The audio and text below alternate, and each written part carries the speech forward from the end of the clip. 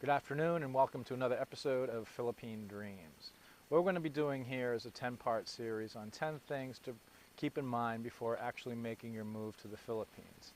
And when I say move to the Philippines, I'm actually talking an actual physical, permanent, or long-term move, or just coming to the Philippines for an extended vacation. There's actually 11 things. I just realized that. But having a title of 11 things to keep in mind before moving to the Philippines would just be a little awkward. So we're going to stick with 10.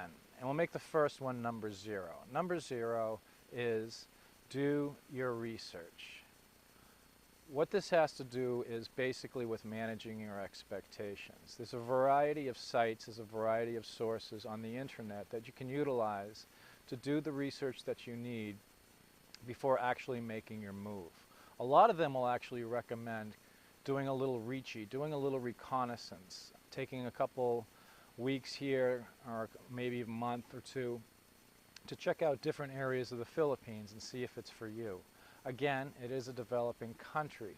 You're not going to have all the amenities that you have in a first world Western type setting.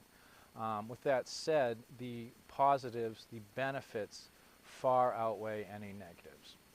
But again, do your research. I would recommend doing a Google search on Expat Forums, Philippines, that type of thing, and joining a forum and spending a good amount of time there, actually getting to know and to manage your expectations. Things to expect, things to keep in mind, scams, warnings, dangers, places to go, places not to go, what to do, what not to do.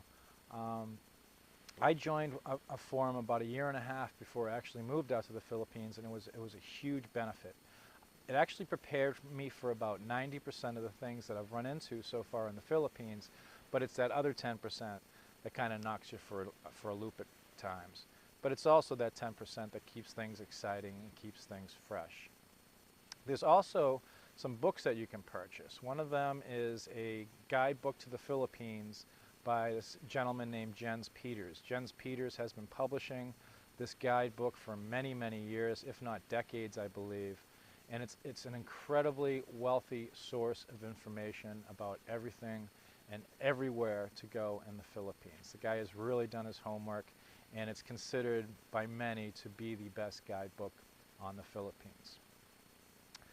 Also, if you're truly desperate like I was, you can also join a dating site, Asian dating site type thing, focusing on the Philippines, and try to meet somebody online. I actually did that because I wanted to learn a little bit of the language and a little bit of the culture before I actually moved out here.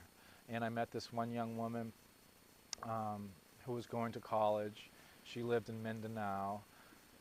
It's actually Michelle. We're still dating. And we started talking through Yahoo Messenger. Everybody uses Yahoo Messenger here. Then we slowly graduated over to Skype. And we Skyped just about basically every day. She taught me some Bisaya. She taught me some things about her culture. And she was a great source of information. Everybody over here speaks English to some extent. Some speak it more fluently than I do. Others kind of struggle.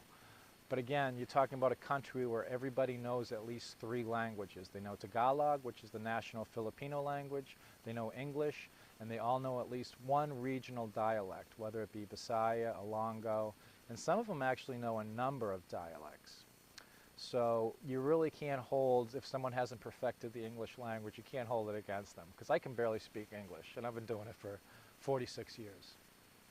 So do your research. Join a forum. Check out a lot of sites. Beware of like sites that just want to sell you ebooks. No, the best information you're going to get is free. Join a forum. I did. Get the Jen Peters books. Make sure you manage your expectations. Make sure you kind of know what you're getting into, because it can be a huge, a massive, and sometimes brutal culture shock coming to another country to live. All right?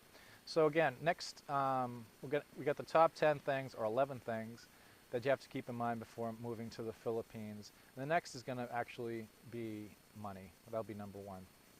Take care until I see you again.